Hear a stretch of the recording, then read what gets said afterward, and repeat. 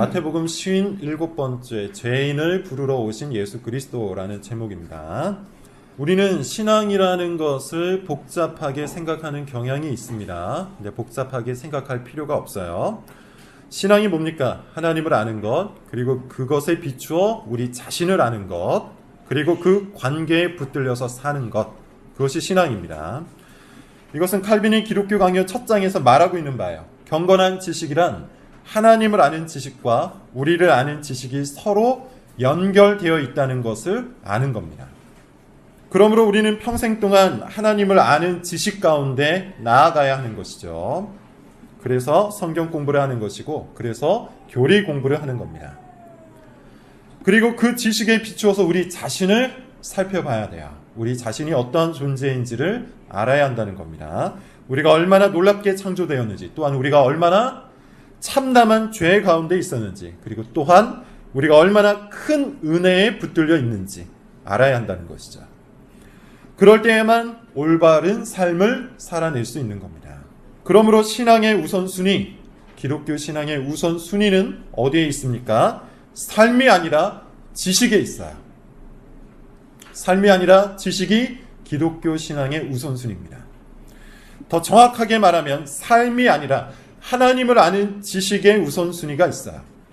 모든 삶의 문제는 삶 자체에 있는 것이 아니라 하나님을 아는 정확한 지식이 없기에, 하나님을 아는 경건한 지식이 없기에 생겨난다는 겁니다. 그런데 문제는 어디에 있습니까? 삶의 문제가 일어날 때, 삶의 문제가 발생할 때 하나님을 아는 지식 가운데 들어가지 않고 우리는 그저 그 삶을 뜯어 고치는 것에만 관심이 있다는 겁니다. 그것이 우리의 가장 커다란 문제예요. 다시 말해서 행위를 바꾸면 삶이 바뀔 수 있다고 착각을 한다는 것이죠. 이것은 신앙적인 삶이 아닙니다. 신앙이 아니에요. 물론 행위를 바꾸고 습관을 바꾸고 태도를 바꾸면 삶이 바뀔 거예요. 조금 바뀔 수도 있고 획기적으로 바뀔 수도 있어요. 그런데 그런 변화가 하나님을 아는 지식과 전혀 상관이 없다면 그것은 신앙이 아니겠죠. 그게 어떻게 신앙이 될 수 있겠습니까? 그것이 어떻게 거룩한 변화, 성화가 될 수 있겠어요? 신앙은 변화 그 자체의 목적이 있는 것이 아니라 우리가 하나님을 아느냐 모르느냐 거기에 달려 있어요. 아무리 성공한 인생을 산다 할지라도 하나님을 모른다면 그 사람은 신앙인이 아닙니다. 아무리 변화된 인생을 살았다 해도 그 사람이 하나님을 모른다면 그것은 신앙적인 삶이 아니에요. 우리 주변을 둘러보세요. 훌륭한 삶을 사는 분들이 얼마나 많습니까?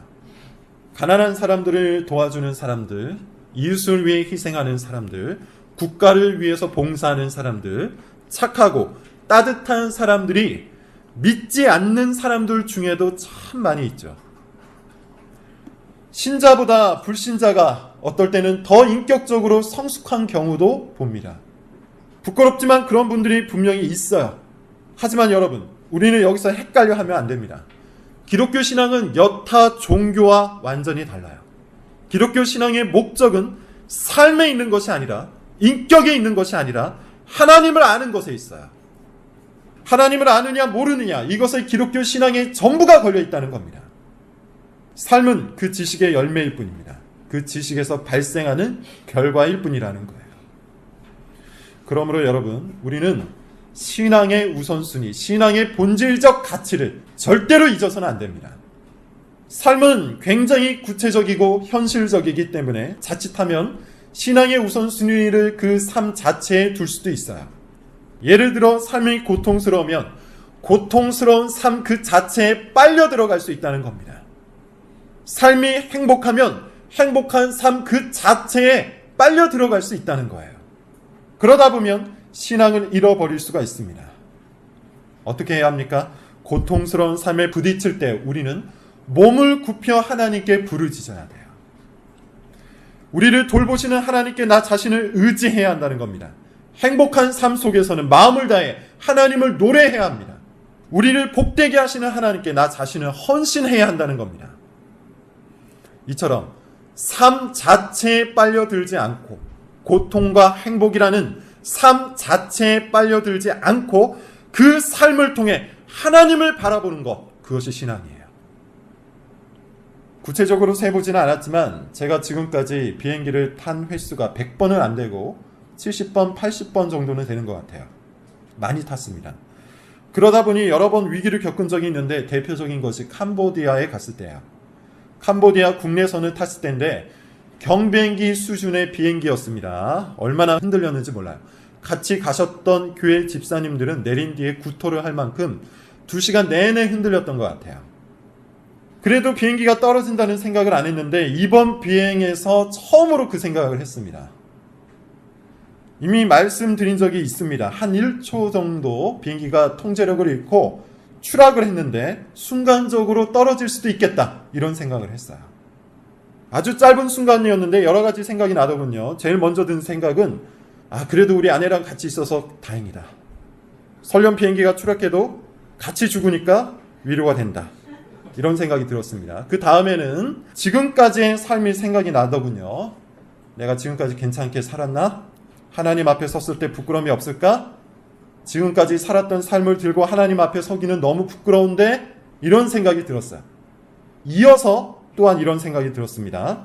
아차, 하나님 앞에 설 때는 지금까지의 삶을 들고 서는 것이 아니라 예수 그리스도를 의지하고 서는 것이지. 정말 다행이다. 내 삶이 아니라 그리스도를 들고 하나님의 심판대 앞에 설 수 있어서. 그 짧은 순간에 이런 생각이 들더라고요. 이 생각을 하니까 얼마나 위로가 되는지 몰라요. 비행기가 제자리를 찾은 후에도 이 생각을 지속적으로 하면서 신앙의 본질, 삶의 본질을 다시 한번 굳건히 세우는 시간이 됐어요. 여러분, 정말로 그렇습니다. 우리는 하나님 앞에 설 때 우리의 삶을 들고 서지 않습니다. 아무리 제대로 살았다 한들 하나님이 원하시는 기준을 충족시킬 수가 없어요. 아무리 부끄럽지 않게 살았다 한들 하나님 앞에 설 수는 없어요. 죽음 앞에서 우리 삶을 헤아려 보면 잘한 것은 하나도 생각나지 않고 잘못한 것밖에 생각나지 않습니다. 경건한 것은 하나도 생각나지 않고 못되고 악한 생각을 한 것밖에는 생각나지 않는다는 거예요. 우리 삶은 하나님의 심판을 이기지 못합니다. 하지만 그리스도는 능히 우리를 하나님의 심판대 위에서 보호하십니다.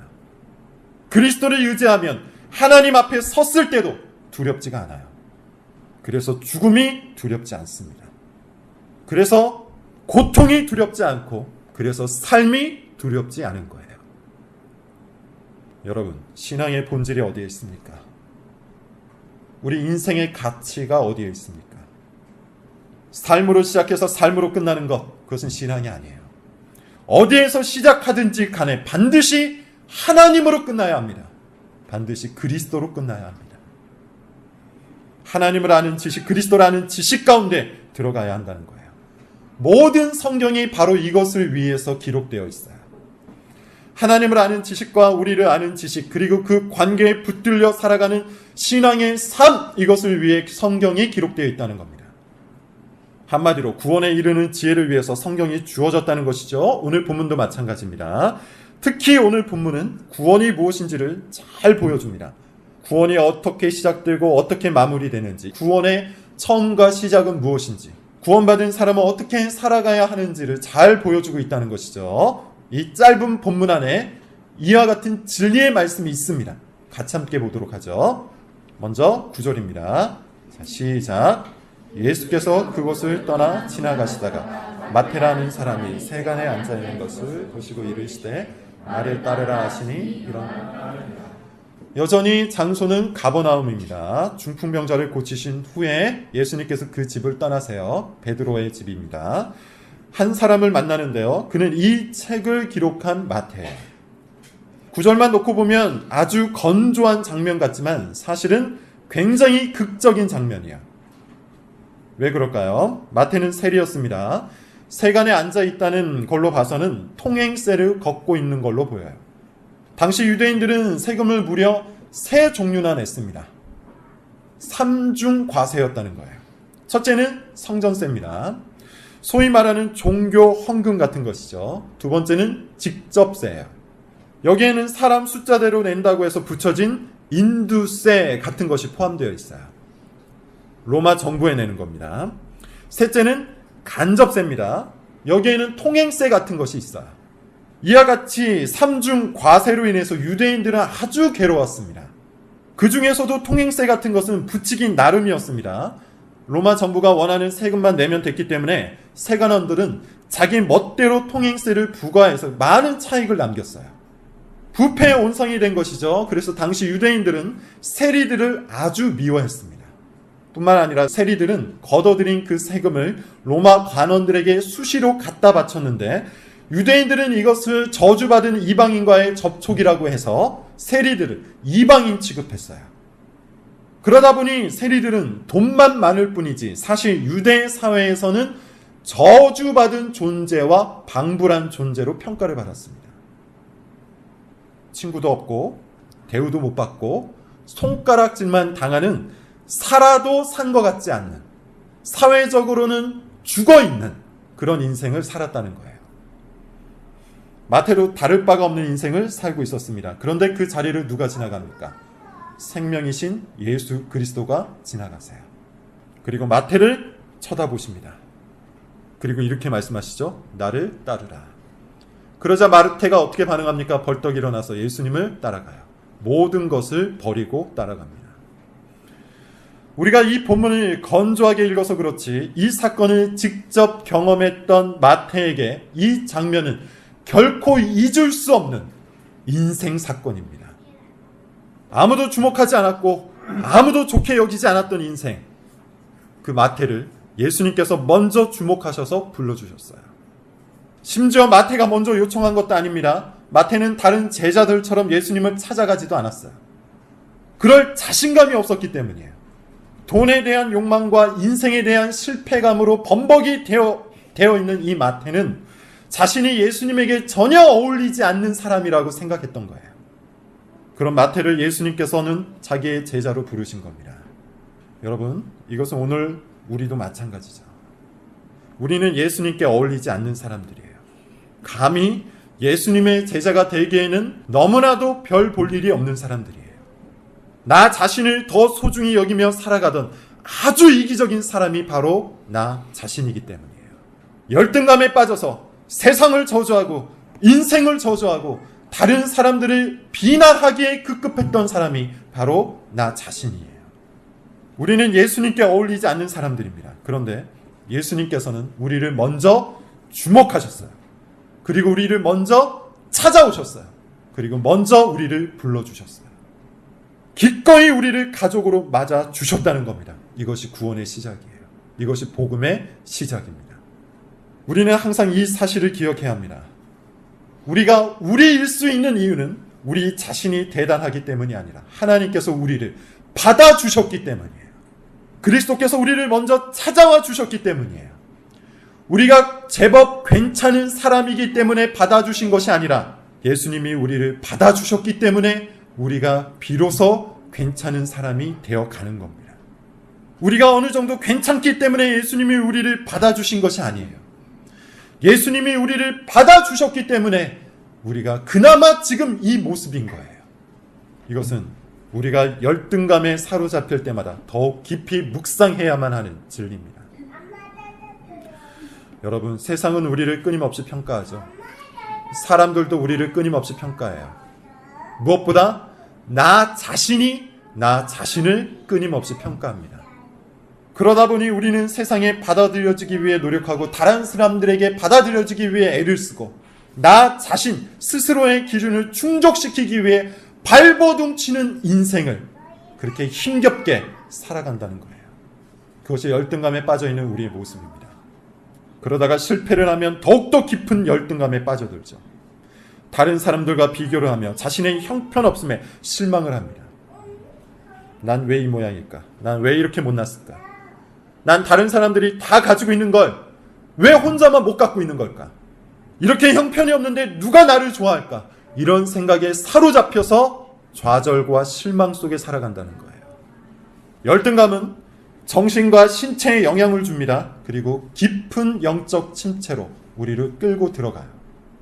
모두가 이런 경험을 했을 것이고 하고 있을 것이며 또 할 겁니다. 그런데 그럴 때마다 우리는 이 진리를 묵상해야 합니다. 예수님은 우리가 세상에서 좋은 평가를 받기 때문에 우리를 제자로 불러주신 것이 아니에요.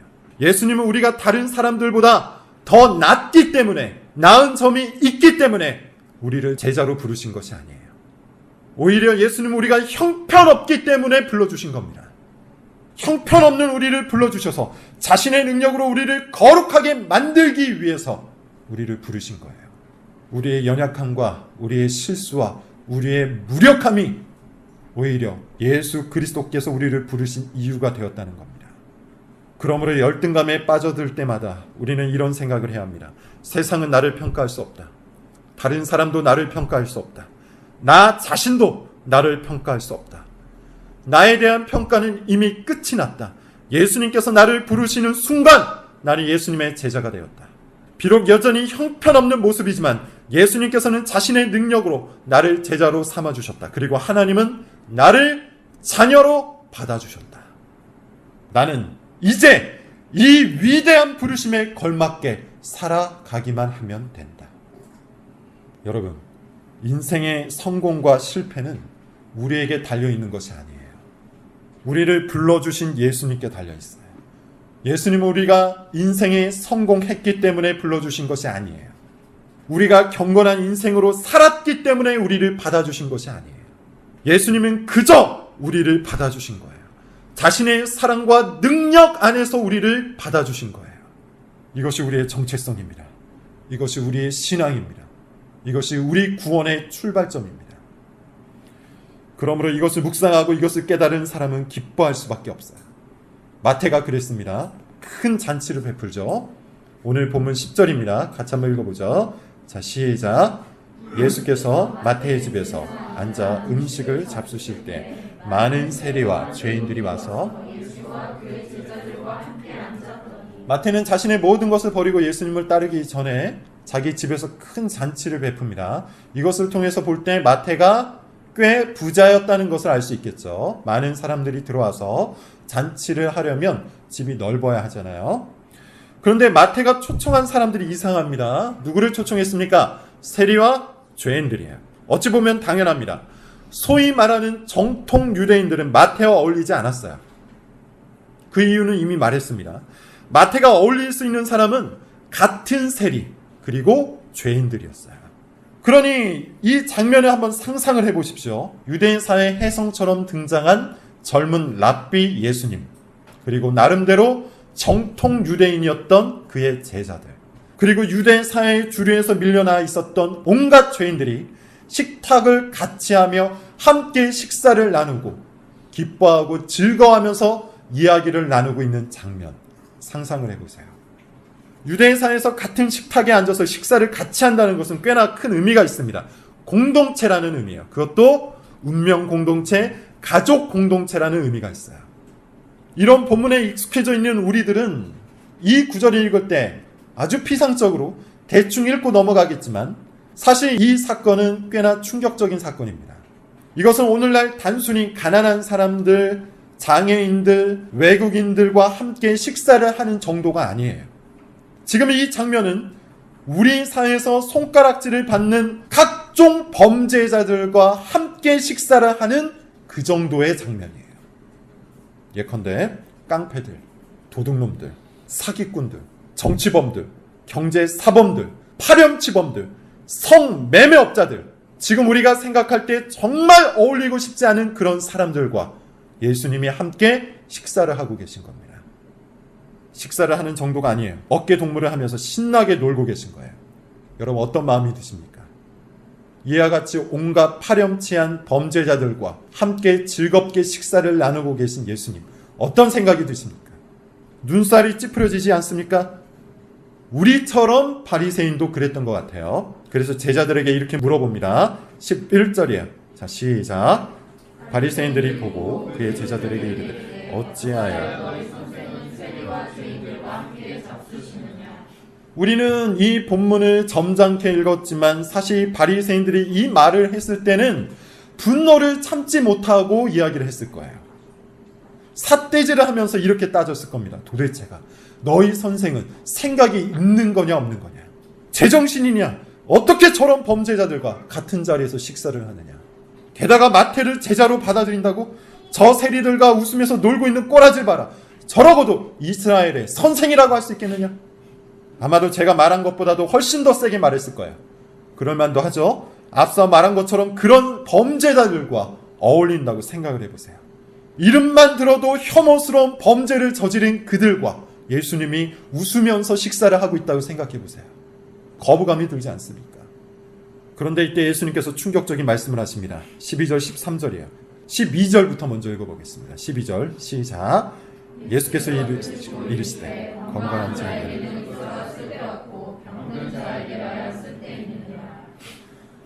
예수님이 뭐라고 말씀하시죠? 자기 자신이 누구에게 필요한 존재라고 하시죠?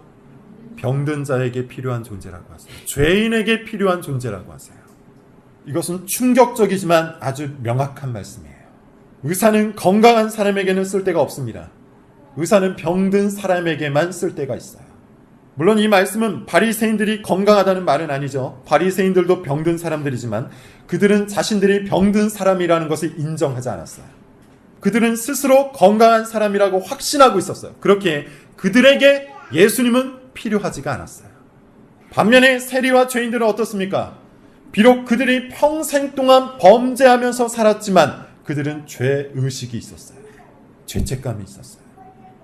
스스로는 이 죄에서 벗어날 수 없다는 사실도 인정하고 있었어요. 그래서 그들은 예수님을 구원자로 받아들일 수가 있었던 겁니다. 마태가 예수님을 받아들이자마자, 예수님의 부르심을 받자마자 벌떡 일어나서 예수님을 따라 나선 이유가 바로 여기에 있어요. 여러분, 오늘 서론에서 말했던 것을 기억해 보십시오. 신앙의 본질이 어디에 있다고 그랬죠? 하나님을 아는 지식이죠. 그리고 우리를 아는 지식입니다. 그리고 그 관계에 붙들려 살아가는 삶, 그것이 신앙의 본질이라고 했어요. 오늘 본문의 근거에 보면 그리스도는 어떤 분입니까? 병든 자들을 고치시는 분이에요. 죄인들과 함께 하시는 분이에요. 그리고 우리는 어떤 사람들입니까? 병든 자들입니다. 죄인들이에요. 그러므로 우리는 어떻게 살아가야 합니까? 병든 자임을 인정하고 영혼의 의사가 되시는 예수 그리스도 앞에 나아가야 합니다. 그런데 바리새인들은 어떻습니까? 그들은 그리스도가 누군지도 몰랐고 자기 자신이 누군지도 몰랐어요. 그래서 당연히 그 관계에 붙들려 살아가지도 않았어요. 자기 멋대로 살았어요. 그들은 그리스도가 죄인을 부르신다는 사실을 몰랐고 무엇보다도 자기 자신이 죄인이라는 사실을 몰랐기 때문에 하나님과 전혀 상관없는 인생을 살았던 거예요. 13절을 보세요. 13절입니다. 자, 시작. 너희는 가서 내가 나는 의인을 부르러 온 것이 아니야. 호세아 6장 6절에 있는 말씀입니다. 예수님께서는 하나님이 무엇을 원하신다고 하죠? 긍휼을 원한다고 하세요. 제사를 원하지 않는다고 하세요. 당연히 이것은 강조법입니다. 정말 예배가 필요 없다는 뜻이 아니라 신앙의 본질을 쏙 빼놓은 채 종교 행위만 하는 것은 아무런 의미가 없다는 거예요. 하나님을 아는 지식과 우리를 아는 지식, 그리고 그 관계에 매달려 살아가는 삶이 아니라 그저 종교적인 행위 몇 가지만 하는 것은 아무런 의미가 없다는 거예요. 바리새인들은 모든 것에 철저했죠. 일주일에 2번이나 금식을 했습니다. 11조를 철저히 했습니다. 율법을 다 지켜 행했습니다. 모든 예배에 다 참여했습니다. 그런데 정작 자기 자신이 어떤 존재인지 몰랐어요. 병든 자인 것을 몰랐어요. 죄인인 것을 몰랐어요. 무력한 존재라는 것을 몰랐어요. 죽은 자라는 사실을 몰랐어요. 그래서 그리스도가 필요하지 않았던 겁니다. 바리새인들은 자신들이 만든 종교에 갇혀서 하나님과 상관없이 혼자서 종교 노름을 하고 있었던 겁니다. 하지만 예수님은 이런 사람을 부르러 오신 것이 아니라 자기가 죄인이라는 사실을 아는 사람을 부르러 오신 거예요. 그렇다면 여러분은, 우리는 신앙의 본질을 붙들며 살고 있습니까? 여러분은 이 사실을 기억하고 있습니까? 이 사실을 굳건히 붙들며 살고 있습니까? 우리 안에 있는 강력한 독소, 곧 죄는 항상 우리로 하여금 이 사실에서 멀어지게 합니다. 두 가지 차원에서 멀어지게 합니다. 첫째로, 죄는 우리가 의인이라고 착각하도록 만들어요. 굉장히 모순적인 말이죠. 죄는 우리가 의인이라고 착각하게 만든다는 겁니다. 우리가 제법 괜찮은 사람이라고 믿게 만든다는 거예요. 약간의 문제는 있지만 그 정도는 노력하면 고칠 수 있다고 믿는다는 거예요. 잘못하는 것들도 있지만 잘하는 것이 더 많다고 믿는다는 거예요. 몇 가지 약점들은 있지만 다른 사람들도 다 그런 수준에 불과하기 때문에 그리 큰 문제가 없다고 스스로를 위로해버려요. 이것은 그리스도의 복음이 아니라 나의 복음에 불과합니다. 그러면서 자기 자신에 대한 은근한 자신감을 갖죠. 이것이 교만이에요. 교만은 우리가 그리스도 없는 신앙생활을 하도록 만듭니다. 예수님을 전심으로 붙들지 못하도록 만들어요. 둘째로, 죄라는 독소는 그리스도가 죄인을 부르러 왔다는 사실을 믿지 못하게 만듭니다. 다시 말해서 그리스도가 의인을 부르러 왔다고 착각하도록 만든다는 거예요. 나처럼 형편없는 사람은 그리스도의 복음에 합당하지 않도록 생각하게 만든다는 거예요. 나 같은 사람은 교회에 어울리지도 않고 나 같은 사람은 하나님께서 받아주시기에 너무 부족하다는 생각을 하도록 만든다는 거예요. 이것은 겸손이 아닙니다. 열등감입니다. 그리고 열등감은 사실 가장된 교만입니다. 하나님께서 말씀하신 것에서 벗어나서 자기 생각을 진리로 붙드는 것이 교만이기 때문이에요. 예수님은 죄인을 부르러 오셨습니다. 예수님은 병든 사람을 고치시기 위해 오셨습니다. 지금 여러분은 어떤 상태입니까? 자신감에 가득 차서 예수님이 필요 없다고 생각하는 상태입니까? 아니면 열등감에 가득 차서 마찬가지로 예수님께 합당하지 않다고 생각하는 상태입니까? 둘 다 잘못된 상태입니다. 우리는 죄인이고 병든 상태입니다. 그리고 예수님은 죄인을 부르러 오시고 병든 자를 고치러 오신 분입니다. 그러므로 누구든지 자기 죄를 들고 그리스도 앞에 나아가는 사람은 영혼의 치유를 받을 수 있습니다. 죄 사함을 받고 의롭게 될 수 있습니다. 이것이 기독교의 복음이에요. 이것이 기독교 신앙의 본질이에요. 얼마나 선명합니까? 얼마나 간결합니까? 여러분, 복잡한 자기가 만든 나의 복음을 붙들고 살지 마시고 그리스도의 복음을 붙들고 살아가시기 바랍니다.